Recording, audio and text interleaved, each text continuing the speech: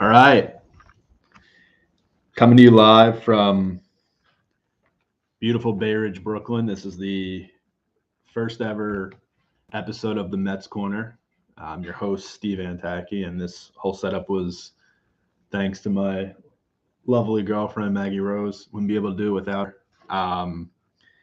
And without further ado, wanted to jump into this and do this primarily because I obviously have a sick addiction to watching the Mets, but mostly because as I've been working, post college, gotten into podcasts, gotten into shows on Spotify, gotten into watching YouTube and a bunch of other things, like even casually as I just work.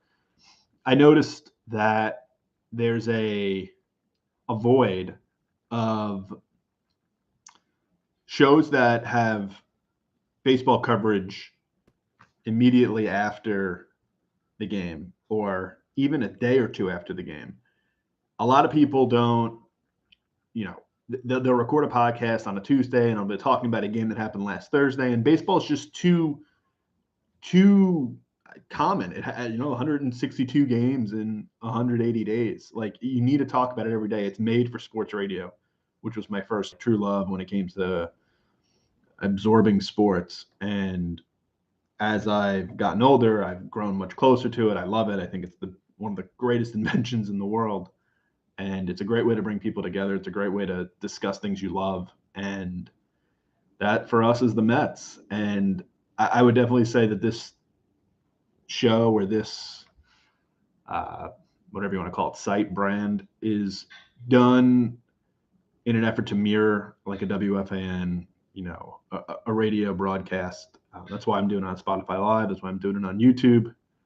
A couple technical difficulties to start the first ever show, but wouldn't be a show without it. And yeah, so I guess without further ado, that's my nice 2+ minute intro. But without further ado, the Mets Corner. I guess let's get right into what I just alluded to, recapping the game that just happened, and not a game that happened 5 weeks ago. Tonight, Carlos Carrasco showing you that he can be a very quality third or fourth starter. I got the Mets post-game show on, watching Todd Zeile talk about Jeff McNeil getting a big base knock. That's Carrasco being good for the Mets will go a long way. I think everybody who, follows the team can agree that they've got the top of the rotation piece in Scherzer, even with DeGrom sidelined. They've got a great top of the rotation piece. They have Chris Bassett, who has pitched as well as you could have asked him to. I think he's, a good 2, an elite 3, and now Carrasco is a good 3 and an elite 4. So if you get DeGrom, you get those 3 plus Ty Lord and Savior, Tylor Megill. You got a pretty nice rotation. I mean, you consider the fact that they're, looking for bullpen help. Come the playoffs, you're going to have Taijuan Walker, hopefully. And, playoffs is, it's May 10th. I shouldn't be talking about the playoffs. I shouldn't say the P word. But I think that there's a real, potential solution to any bullpen issues that the Mets might be facing down the line. And if they're able to get there, I think they'll have the pieces to do it. But getting a little ahead of myself, I think Carrasco, getting back to tonight, Carrasco showed you what he can do. Carrasco, I thought he could have went maybe a few more batters. Buck pulled him, ended up being fine. Joely Rodriguez got Juan Soto, who can't hit right now, into a huge pop out to Eduardo Escobar, who also can't hit right now. And you take what you can get. You take what you can get from your Carrasco starts, and it was a good start. I tipped my cap to him. He did exactly what they needed him to do. Get the first game of the series like you've been doing. You continue to do that. You're going to continue to win series. The Mets, I think, have lost 2 opening game series. One was the game, I think, again in Philly, second series of the year, and the other one was the series against the Braves, which is the only series they haven't won this year.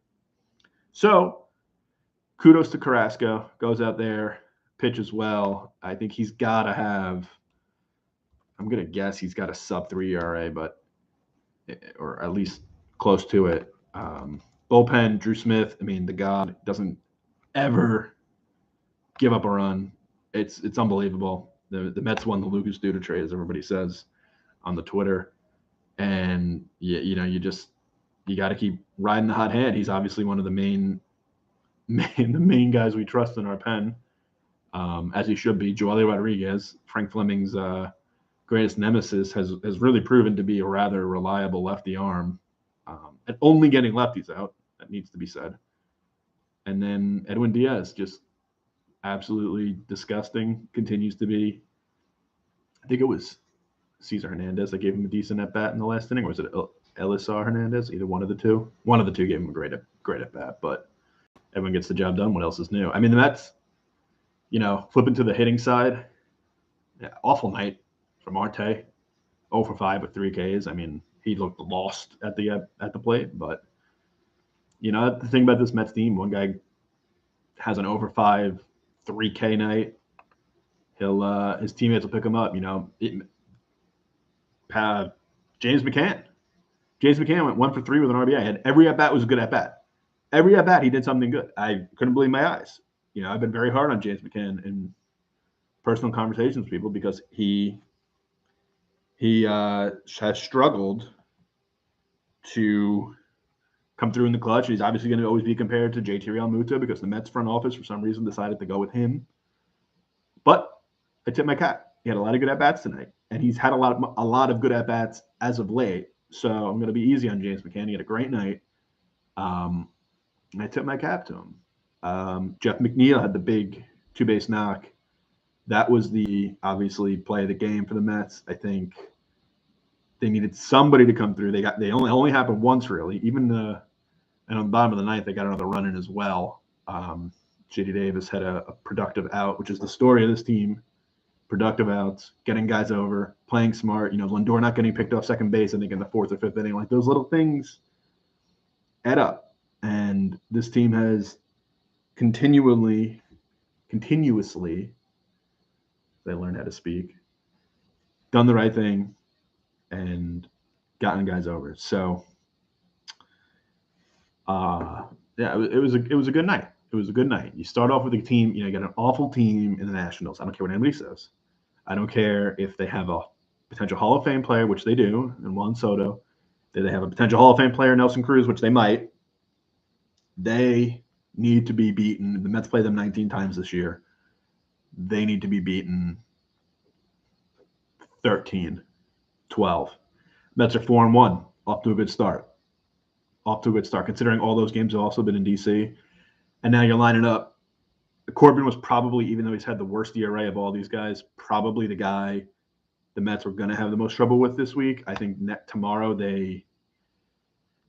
one of the days is Joan Adone, who has pretty decent stuff, but the Mets have been able to hit, at least in his first appearance against them.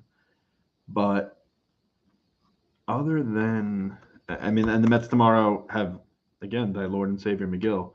So, you hope you get another outing from him. The Mets bats seem to tonight be a little bit more alive than they were in Philadelphia, and you find a way to take 2 out of 3, maybe even sweep. But get started off on the right foot. That's all you can say as a Mets fan. You want your team to come out in the first game of the series and do what they did tonight, and they did. They did exactly what they had to do. So, be interesting to see. Be interesting to see what their lineup is tomorrow, because I'm looking at the probables tomorrow. It's Aaron Sanchez, who long fall from grace. Aaron Sanchez, I think, at one point was was he an all-star? He might have been an all-star. In any event, he's a guy the Mets got to get, a right-handed pitcher. So you figure Dom will get in there tomorrow and hopefully go to town. Dom has been probably one of the Mets' worst hitters. He had that 4-hit game. Other than that, he's been pretty ice cold, but not going to pile on Dom on a night when the Mets win a game that they should win, a game that we expect them to win. And the fact that they were able to do it relatively easily, all things considered, considering the fact that they were trailing most of the game, I think us Mets fans will take it. So I was looking at the reason I'm bouncing around here. If you're looking on the YouTube stream, I was looking at just the box score, and I knew Marte had a terrible game, but Canna had a decent. He went 0 for 5, but I feel like he had a lot of good at bats. Like these things that don't show up when you watch the game and you see Lindor got 2 hits. Pete walked 3 times. I mean, Pete is now up to 280, has an 851 OPS. Pete's coming alive, and as Pete gets better, as Pete gets more and more at bats, he looks like the better and better he's getting. Even with the 0 for 5 tonight, Marte went, average is only at 263. Eduardo Escobar, another guy that's looked lost. That's the thing. The Mets are winning these games.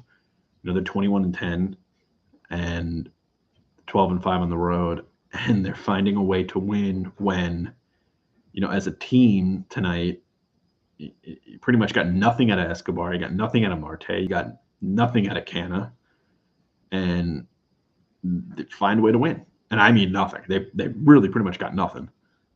And that's the symbol of a good team. That's a team that you have a manager in Buck Showalter that preaches the little things, preaches the things that win games on a regular basis. That's all you can ask for, is just doing the little things right, and doing the little things right in baseball over the course of 162 is going to get you where you need to be, which is hopefully first place in the NL East and 1 seed in the National League. I'm looking around the rest of the league here. Boston had a 6-0 lead. It's now 6-4. They blow games like you wouldn't believe. And that's a game that obviously the Mets greatly appreciate Boston holding on to. I mean, if the Mets are able to, I gotta figure that the Marlins are playing tonight too. Yeah, they are. They're 2-2 in the third. Philly's losing 3-0 already. Philly's so bad. Philly's the worst. I've never been less afraid of a team in my life than the Philadelphia Phillies. Mets win this game, and now if Atlanta's able to slip up against Boston, which would be a pretty bad loss. Boston's an awful baseball team. That would be a 7-game lead, and you don't like talking about 7-game lead that's like curse word. We don't say that here, but if you're able to get seven games up on May 10th, and your best player hasn't played a game, and you routinely have these guys, the Mets have a couple guys free falling at the plate right now. I think Canna and Escobar is hitting 215. So I'm trying to bring in all the not negatives, but the things that are happening, and the fact that the Mets are still able to come out on top, large part due to Cookie Carrasco pitching pretty masterfully. You take it. So all in all, it was a good night for the Metsies, and obviously I want to also briefly talk about how you can call the show if you want. It's a phone number that's live on our Instagram, TikTok, YouTube. What else we got? Twitter, Spotify, everything. Everything has the number. It's 516-882-3861. I'm gonna have to get that tattooed on me. But yeah, that's the phone number to get in contact with us. This is probably the only time you'll ever see me with this background too, if you're watching on YouTube. Generally speaking, going to be in a different spot in the apartment, but pretty much always coming to you from beautiful Bay Ridge. And yeah, it was a good night. 4-2 Mets, 21-10, 12-5 on the road. Diaz has 7 saves. Crazy to think that the Mets have won 21 games and Diaz only has 7 saves, and he's blown 1. So really, would have only at most had 8. Goes to show you that they're winning games by pretty healthy margin, and that is a recipe for success. Something that they didn't do last year, something that they continuously struggled with last year, was getting games making close games easy to win. They never did that last year. Every time they could win by one run, they did. Tonight was a great example. They tacked on a run in the ninth, and it was, the Nationals bullpen is, second only to the Phillies bullpen in terms of ineptitude, and the Mets took advantage. Something that good teams do is just take advantage, and love preaching the positives. Love preaching the things that the Mets did right tonight, because for the first 28 and a half years of my life, there was very little of that. So I was happy to see it come to fruition tonight, see all the good at bats, good pitching and quality fielding as well. That can't be overstated. The Mets turned double play to end the game. Jeff McNeil, a guy that's turning into a borderline, Gold Glove at second base, somebody that you don't, think of as a positive with the glove, but no, that's pretty strong up the middle. James McCann, for his, failures, has been relatively good behind the plate. He's got a great arm. Threw out D. Gordon tonight, which I didn't think was a possibility. I didn't know he could be thrown out. Lindor is a Gold Glove who is crazy to say, probably the worst glove in up the middle, in my opinion. Nimmo has been phenomenal in center field. He's grown into his own. Has a noodle for an arm, but Jeff McNeil, that dude, I think he's got to get some real recognition. I know they throw him all over the place. They throw him in left field, they throw him in right field. He can do it all. He's a great fielder. He's probably, to this point in the season, their MVP. He's got an 8 SNY showing him right now. I think he's got an 865 OPS with a 333 average. Stick to the good stuff. Stick to hitting the ball around the field. Stick to doing exactly what you're good at. And if he does that, the Mets are going to be in great shape. If Jeff McNeil is Jeff McNeil of old, us Met fans are in good shape. So, again, I guess to recap quickly, the Mets are able to win this one 4-2, 21-10 on the year, 11 games over 500. I can confidently say they were never 11 games over 500 last year. This is just a different team. As a Met fan, you're always worried about, next year or the current year collapsing and being a, repeat of traumas past. But no, this is different. It really truly feels different. And I say that as somebody who's watched far too many Met games, far too many innings, far too many blown saves. And it's